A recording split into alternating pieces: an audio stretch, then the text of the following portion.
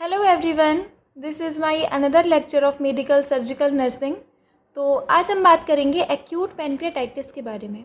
ठीक है, तो लेक्चर को स्टार्ट करते हैं। सबसे पहले हम देखेंगे कि पैनक्रियाटाइटिस क्या होता है।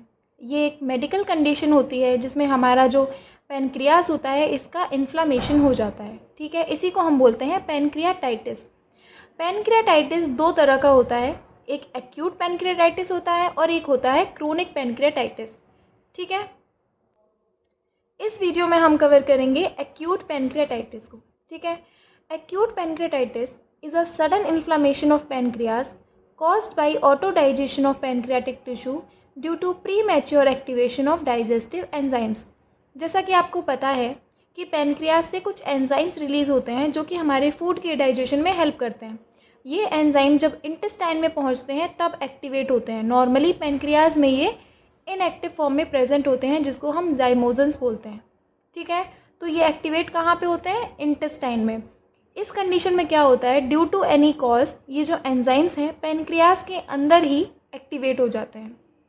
इनके प्री मैच्योर एक्टिवेशन की वजह से क्या होता है, ये खुद के ही पैनक्रियाटिक टिश्यू है उनका ऑटो डाइजेशन करने लगते हैं, उन्हीं को डैमेज कर रहे होते हैं, अपनी ही सेल को, जिसकी वजह से जो पैनक्रियाज है इसमें इन्फ्लामेशन आ जाता है। उस कंडीशन को हम बोलते हैं एक्यूट पैनक्रियाटाइटिस। एक्यूट वर्ड हम तब लगाते हैं जब जो कंडीशन का ऑनसेट होता है वो सडन होता है। ठीक है, मतलब इससे पहले पैनक्रियाज में कोई दिक्कत नहीं थी, अचानक से ये कंडीशन हो गई, इसको हम बोलेंगे एक्यूट पैनक्रियाटाइटिस।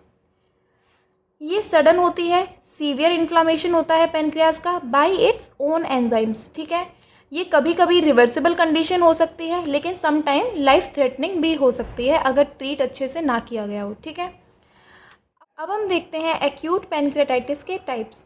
तो इसके दो टाइप होते हैं, acute hemorrhagic pancreatitis and acute edematous pancreatitis. ठीक है, इसको हम इंटरस्टिशियल इडेमेटस पैनक्रियाटाइटिस भी बोलते हैं। हीमरेजिक वाले में क्या होता है, हमारा जो पैनक्रियाज होता है इसमें ब्लीडिंग भी होती है और साथ ही साथ ये हमारा सीवियर फॉर्म होता है। इसमें हमें दो तरह के साइन देखने को मिलते हैं, एक कूलिन साइन, एक ग्रे टर्नर साइन। जो कूलिन साइन होता है इसका मतलब होता है कि जो हमारा अम्लाइकस वाला रीजन है वहाँ पे ब्लूइश डिस्कलरेशन हो गया। तो कूलिन साइन में क्या होता है, there is bluish discoloration around umbilicus region. Grey Turner sign में क्या होता है, जो हमारा फ्लैंक रीजन होता है वहाँ पे डिस्कलरेशन हो जाता है।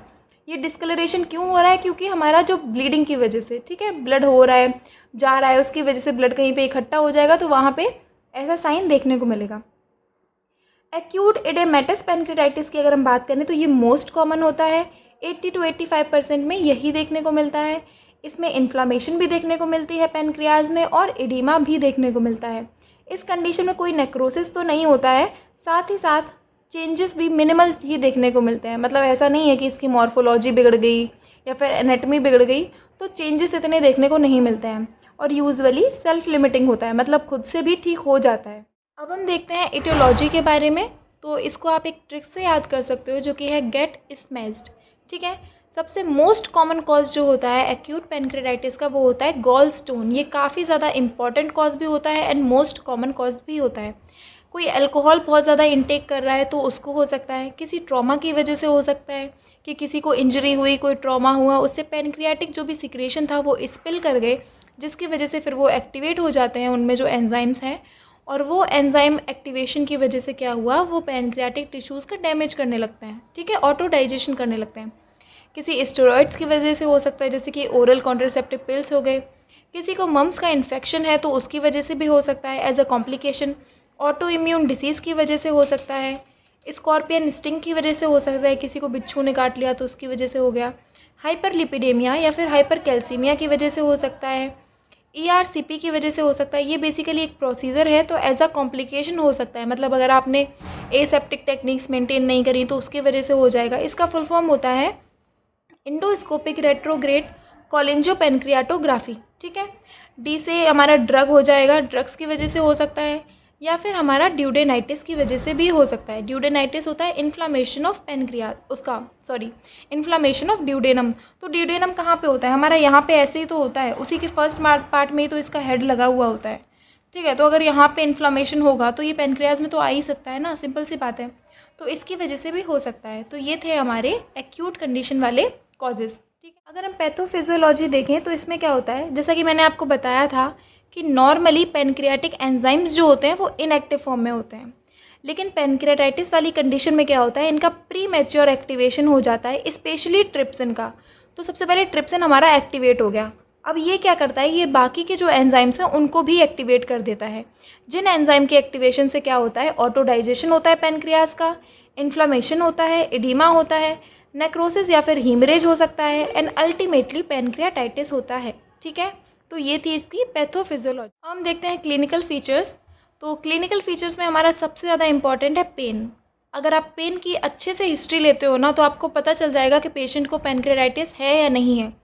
इस कंडीशन में क्या होता है, पेशेंट को सीवियर एपिगैस्ट्रिक पेन होता है जो कि रेडिएट करता है टुवर्ड्स बैक, और खाना खाने के बाद ये पेन बहुत ज़्यादा बढ़ जाता है। ठीक है, खाना खाने के बाद और एक कंडीशन थी जिसमें पेन बढ़ रहा था, गैस्ट्रिक अल्सर्स। ठीक है, एंड ये पेन रिलीव हो जाता है अगर पेशेंट फॉरवर्ड की तरफ लीन करता है। ठीक है, पेशेंट को नोजिया वॉमिटिंग हो सकता है, एब्डोमिनल डिस्टेंशन देखने को मिल सकता है। अब ये डिस्टेंशन क्यों होगा, क्योंकि जो फूड है हमारा वैसे ही पड़ा हुआ है स्टमक में, अब वो डाइजेस्ट तो हो नहीं रहा, क्योंकि जो एंजाइम्स हैं वो सारे पैनक्रियाज को डाइजेस्ट करने में लग रहे हैं, तो खाने को तो डाइजेस्ट कर नहीं रहे हैं, तो इसकी वजह से एब्डोमिनल डिस्टेंशन हो सकता है। फीवर हो सकता है, टैकीकार्डिया हो सकता है। फीवर इसलिए हो सकता है कि अगर इन्फेक्शन की वजह से ये कंडीशन हुई तो फीवर हो गया, टैकीकार्डिया हो गया। हाइपोटेंशन हो सकता है जो कि ब्लीडिंग की वजह से हो सकता है अगर हीमरेजिक पैनक्रियाटाइटिस है। ठीक है, डिहाइड्रेशन, वेट लॉस। अब वेट लॉस क्यों हो रहा है, क्योंकि जो खाना है वो एब्जॉर्ब ही नहीं हो रहा ना, उसमें से कुछ खाना डाइजेस्ट नहीं हो रहा, तो कोई भी न्यूट्रिएंट्स ही नहीं आ रहे बॉडी में, तो वेट लॉस हो सकता है। बॉवेल साउंड डिक्रीज हो सकते हैं। और दो इंपॉर्टेंट साइन देखने को मिलेंगे, Cullen sign and Turner sign. ठीक है, ये किस कंडीशन में देखने को मिलते हैं, हीमरेजिक पैनक्रियाटाइटिस वाली कंडीशन में। ठीक है, तो ये थे हमारे क्लिनिकल फीचर्स। अब हम बात करेंगे डायग्नोस्टिक एवेल्युएशन के बारे में। तो सबसे पहले हम देखते हैं लेबोरेटरी इन्वेस्टिगेशन। ठीक है, इसमें हम बात करेंगे पैनक्रियाटिक एंजाइम्स के बारे में। तो ये वो एंजाइम्स हैं जो पैनक्रियाज में जब कोई डैमेज होता है तो इंक्रीज़ हो जाते हैं, सीरम में इनका अमाउंट बढ़ जाता है। दो तरह के होते हैं ये, serum amylase and serum lipase. Serum amylase जो होता है ये लेस स्पेसिफिक होता है, वेयर एज जो सीरम लाइपेज होता है ये मोर स्पेसिफिक होता है, and also it is best diagnostic test. ठीक है, फिर हम ब्लड टेस्ट की बात करें तो हम सीबीसी कर सकते हैं, ब्लड ग्लूकोज चेक कर सकते हैं, सीरम कैल्शियम चेक कर सकते हैं, एलएफटी कर सकते हैं, या फिर सीरम ट्राइग्लिसराइड भी चेक कर सकते हैं। सीबीसी में हमें डब्ल्यूबीसी इंक्रीज़ दिखेगी तो मतलब इन्फेक्शन है, हेमाटोक्रिट अगर इंक्रीज़ दिखेगा तो मतलब डिहाइड्रेशन है। ब्लड ग्लूकोज हमें इंक्रीज़ दिखने को मिल सकता है क्योंकि पैनक्रियाटिक डैमेज हो रहा है। ठीक है, सीरम कैल्शियम इसमें हमें हाइपोकैल्सीमिया देखने को मिलेगा क्योंकि फैट नेक्रोसिस हो रहा है। मतलब बहुत लोगों को ये लगता है ना कि हाइपर कैल्शियमिया की वजह से तो डिसीज़ हो रही थी, तो फिर हाइपो कैसे देखने को मिलेगा। हाइपर की वजह से डिसीज़ कंडीशन हो रही थी, लेकिन जब वो कंडीशन हो गई तो उसके बाद हाइपोकैल्सीमिया हुआ क्योंकि वहाँ पे फैट नेक्रोसिस हो रहा है। ठीक है, एलएफटी में हम बिलीरुबिन का लेवल देखेंगे, वो इंक्रीज़ मिल सकता है, एएलटी का लेवल भी इंक्रीज़ मिल सकता है। अब बहुत लोगों का क्वेश्चन ये होगा कि प्रॉब्लम तो हमारे पैनक्रियाज की है ना, तो एलएफटी क्यों करवा रहे हैं, क्योंकि मोस्ट कॉमन कॉज क्या था, गॉल स्टोन। ठीक है, तो उसकी वजह से भी तो हो सकता है ना। तो गॉल स्टोन कहाँ होंगे, गॉल ब्लैडर में होंगे ना, तो गॉल ब्लैडर कहाँ से ऑलरेडी मतलब लिंक होगा एक तरीके से लीवर से, तो मतलब हमें टोटली फंक्शनिंग लीवर की देखनी होती है। हम सीरम ट्राइग्लिसराइड देख सकते हैं, ये हम हाइपरलिपिडेमिया को चेक करने के लिए करते हैं। ठीक है, इमेजिंग स्टडीज़ में हम अल्ट्रासाउंड करेंगे जो कि हमारा फर्स्ट लाइन इन्वेस्टिगेशन होता है। इसमें अगर कोई गोल्ड स्टोन होते हैं तो हमें देखने को मिल जाता है, या फिर पैनक्रियाज का इनलार्जमेंट होता है तो वो भी देखने को मिल जाता है। फिर हम CECT कर सकते हैं जो कि हमारा गोल्ड स्टैंडर्ड टेस्ट होता है, मतलब बेस्ट होता है फॉर कन्फर्मिंग डायग्नोसिस। इस कंडीशन में क्या होता है, हमें पैनक्रियाटिक एडिमा देखने को मिल सकता है CECT में, और अगर कोई भी नेक्रोसिस भी है तो वो भी हमें पता चल जाता है। हम MRI कर सकते हैं, MRCP कर सकते हैं। ये हम तब करते हैं जब जो CT होता है, मतलब CT स्कैन होता है, वो हम पेशेंट में नहीं कर सकते। ठीक है, और हम ERCP भी कर सकते हैं। ठीक है, ERCP का क्या बेसिकली होता है, अगर गॉल स्टोन की वजह से ऑब्स्ट्रक्शन हो रहा होता है तो हम ERCP करते हैं। तो ये थे हमारे डायग्नोस्टिक एवेल्युएशंस। ठीक है, क्या था, मतलब हमें ब्लड टेस्ट करने हैं, इसमें हम CBC, blood glucose, serum calcium, LFT या फिर सीरम ट्राइग्लिसराइड्स के बारे में देखेंगे। इमेजिंग टेस्ट में हम अल्ट्रासाउंड, CECT और MRI वगैरह कर सकते हैं, MRCP और ERCP भी कर सकते हैं।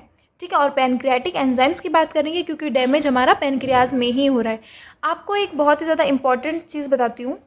क्या होता है कि जो भी आपको अगर पता है कि कॉजेज़ हैं, मतलब ये कॉज है, इनकी वजह से पैनक्रियाटाइटिस हो रहा है, तो आप डायग्नोस्टिक और मैनेजमेंट अपने आप ही लिख सकते हो, आपको याद करने की ज़रूरत नहीं है। जैसे कि मैंने आपको कॉज में बताया था कि हाइपरलिपिडीमिया की वजह से भी हो सकता है, तो डायग्नोसिस में इम्पॉर्टेंट होगा ना कि हम लिपिड की भी टेस्टिंग करें।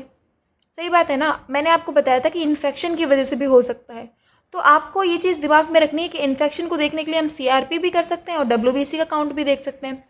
तो आप अगर एक चीज़ अच्छे से याद कर लेते हो या समझ लेते हो ना, तो बाकी की चीज़ें काफ़ी ईजी हो जाती हैं। जैसे कि यहाँ पे अगर हाइपोकैल्सीमिया हो रहा है, तो हमारे मैनेजमेंट में ये भी हो सकता है कि हम कैल्शियम सप्लीमेंट्स दें पेशेंट को, ठीक है। और ट्राइग्लिसराइड्स बढ़े हैं, हाइपरलिपिडीमिया हो रहा है, तो मैनेजमेंट में हमारा ये भी एक तरीका होगा कि हम पेशेंट से बोलेंगे कि लो सैचुरेटेड डाइट लेनी है, आपको फैटी डाइट नहीं लेनी है, फैटी फूड नहीं खाना है। तो सारी चीज़ें अल्टीमेटली लिंक ही होती हैं। आपको मेनली एक चीज़ अच्छे से समझनी होती है और बाकी चीज़ें आप खुद से कर सकते हो, ठीक है। तो हमने ये अभी डायग्नोसिस के बारे में देखा।